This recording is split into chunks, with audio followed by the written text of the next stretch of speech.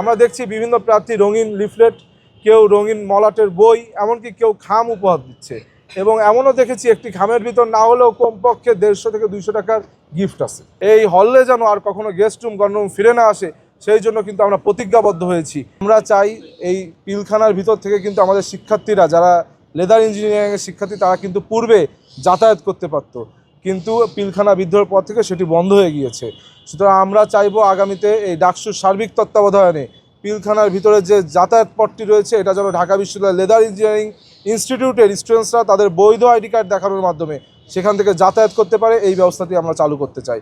এছাড়া আমি সেইখানে লেদার ইঞ্জিনিয়ারিংয়ের ল্যাবগুলোতে গেলাম, সেই ল্যাবগুলোতে দেখলাম কোনো আধুনিকায়নের ছোঁয়া নেই, বরং বিভিন্ন মান্দাতা আমলের সেই ল্যাব। এই ল্যাবগুলো উন্নয়ন প্রয়োজন, কেননা এগুলো বিভিন্ন স্পেশালাইজড ডিপার্টমেন্ট, আপনারা জানেন। ঠিক একইভাবে আমরা কিছুক্ষণ আগে এফএইচ হলে গেলাম। এফএইচ হলে একটি পাশ, সেটি সম্পূর্ণ এফএইচ হলের পিছের সাইডে যে ফুটপাথ, সেটি সম্পূর্ণ কিন্তু দখলকৃত। এছাড়া আপনারা জানেন যে এই যে মোকাররম ভবন, এই মোকাররম ভবনে কেমিস্ট্রি ডিপার্টমেন্টের ল্যাব রয়েছে, বিভিন্ন ডিপার্টমেন্টের ল্যাব রয়েছে। এই ল্যাবগুলোকে আধুনিকায়ন করা অত্যন্ত জরুরি বলে আমরা মনে করছি। এবং আপনারা জানেন আমরা গত কয়েকদিন ধরে বিভিন্ন হলে যাচ্ছি, হলের রুমে রুমে শিক্ষার্থীদের কাছে যাচ্ছি। কিছু কিছু হলের রুমে যখন যাই, নিজেকে মনে হয় যে আমি হয়তো অত মেধাবী নয়, কিন্তু যখন যাই দেখলে মনে হয় গতকালকে একটি শিক্ষার্থী রুমে গেলাম, দেখলাম তার রুমে না হলে 1000 বই আছে এবং সে আমাকে একটি বই উপহার দিল। সুতরাং এই যে হলের রুমগুলো, এই রুমগুলো কিন্তু সাংস্কৃতিক চর্চা কেন্দ্র হওয়ার উচিত। এই রুমগুলো জ্ঞান বিজ্ঞান চর্চার কেন্দ্র হওয়া উচিত, কেননা হলে আবাসিক শিক্ষার্থীরা বসবাস করে। এই হলে যেন আর কখনো গেস্ট রুম গণরুম ফিরে না আসে, সেই জন্য কিন্তু আমরা প্রতিজ্ঞাবদ্ধ হয়েছি। কেননা পূর্বে আমরা দেখেছি গত 17 বছরে গেস্ট রুম গণরুমের নিপীড়নে শিক্ষার্থীরা জ্ঞান বিজ্ঞান সাংস্কৃতিক চর্চা থেকে বহু দূরে সরে গিয়েছিল। এই জন্য আমি গতকাল শিক্ষার্থীদের সাথে যখন কথা হয়েছে, আমি বলেছি তোমরা আমাকে নির্বাচিত করো।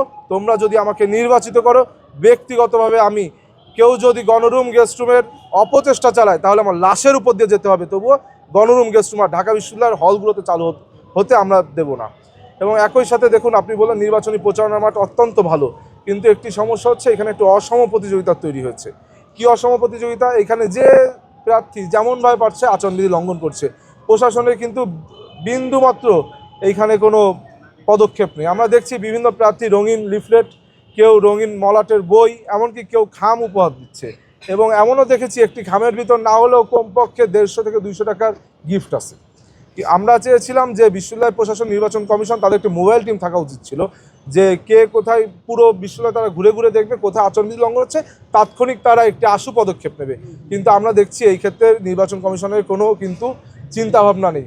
বরং আমরা আরও একটি প্রতিবাদ জানালাম যে ভোট কেন্দ্র বৃদ্ধির কথা। ভোট কেন্দ্র যখন বৃদ্ধি করতে বললাম, নির্বাচন কমিশন বললেন তাদের লজিস্টিক্যাল সাপোর্ট নেই। কিন্তু আমরা 19 সালেও তো দেখেছি ডাকসুতে প্রত্যেক হলে হলে তখন ভোট কেন্দ্র হয়েছিল, কিন্তু এখন তো 8টি ভোট কেন্দ্র। আমরা চেয়েছি এই ভোট কেন্দ্রকে দ্বিগুণ করা হোক, যাতে শিক্ষার্থীদের দীর্ঘ লাইন পোহাতে না হয়। সব মশার বিরুদ্ধে সুরক্ষা দিতে এলো বসুন্ধরা এক্সট্রিম অ্যারোসল, মশার বিরুদ্ধে এক্সট্রিম সুরক্ষা। আপনারা জানেন গত 17 বছর ধরে যখন আপনার ভোটাধিকার প্রাপ্ত হয়েছে, তারা কিন্তু ভোটাধিকার প্রয়োগ করতে পারেনি। এই যে বাংলাদেশের 4.5 কোটি তরুণ প্রজন্ম ভোট দিতে পারেনি গত 17 বছর, তাদের সব থেকে বড় প্রতিনিধিত্বকারীরা কিন্তু বর্তমান ঢাকা বিশ্ববিদ্যালয়ের শিক্ষার্থী। সুতরাং এই যে দীর্ঘদিন আমরা ভোট দিতে পারি না, আমাদের ভোটাধিকার প্রয়োগের একটি উচ্ছ্বাস কিন্তু শিক্ষার্থীদের ভিতর দেখা দিচ্ছে। কিন্তু বিভিন্ন সময় বিভিন্ন প্রশাসনিক কর্মকর্তার বিভিন্ন বেফাস বক্তব্য এবং বিভিন্ন উদ্ভূত পরিবেশ পরিস্থিতি তৈরি করছে প্রশাসনিক পর্যায় থেকে, সেটি কিন্তু শিক্ষার্থীদের ভিতর শঙ্কা দেখা দিচ্ছে। আমি প্রশাসনের কাছে আহ্বান জানাবো, শিক্ষার্থীরা ভোটের পক্ষে আছে এবং ভোটকে কেন্দ্র করে তাদের আমেজ উৎসব দেখা দিচ্ছে, পরিলক্ষিত হচ্ছে। সুতরাং এই ভোটের মাঠ যেন আরও উৎসব মুখর হয়, এই জন্য আপনারা বিশ্ববিদ্যালয় প্রশাসনের পক্ষ থেকে বিভিন্ন পদক্ষেপ নেন, যেন এই 40,000 শিক্ষার্থীকেই এই ভোট কেন্দ্রে আগ্রহী করা যায়।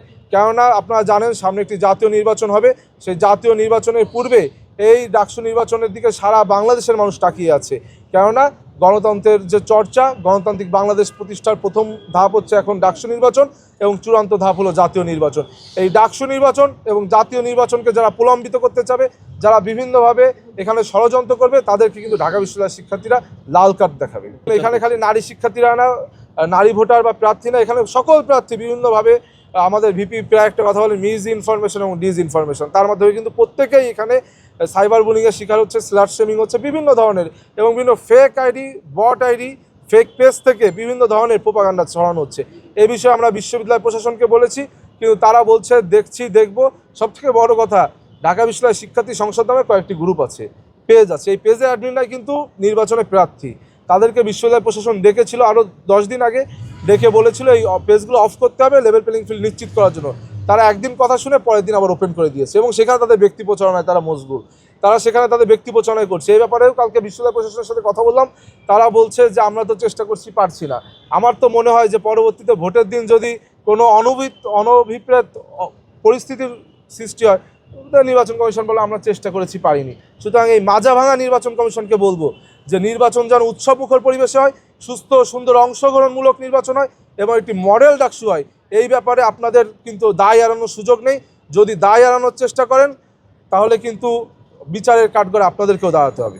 আসলে দেখুন, আমাদের গতকালকে একজন শিক্ষার্থীর সাথে কথা বলছিলাম, তিনি বললেন যে আমার পরিবার থেকে বলেছে ভোটটা ছাত্রদলকেই দিতে হবে বা আপনাদেরকে পছন্দ করে। আমি তখন বললাম যে আমি দেখছি যে শুধু আমাদের শিক্ষার্থীদের সমর্থন নেই, সারা বাংলাদেশের মানুষের দোয়া এবং সমর্থন আমাদের সাথে রয়েছে।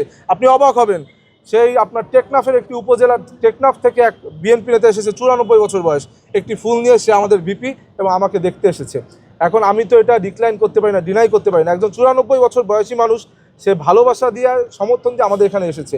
এখনও তো ঢাকা বিশ্ববিদ্যালয়ে যারা বহিরাগত বা ঢাকা বিশ্ববিদ্যালয়ে যে বাইরের মানুষ ঢুকতে পারবে না, সেটা কিন্তু 7 তারিখ থেকে।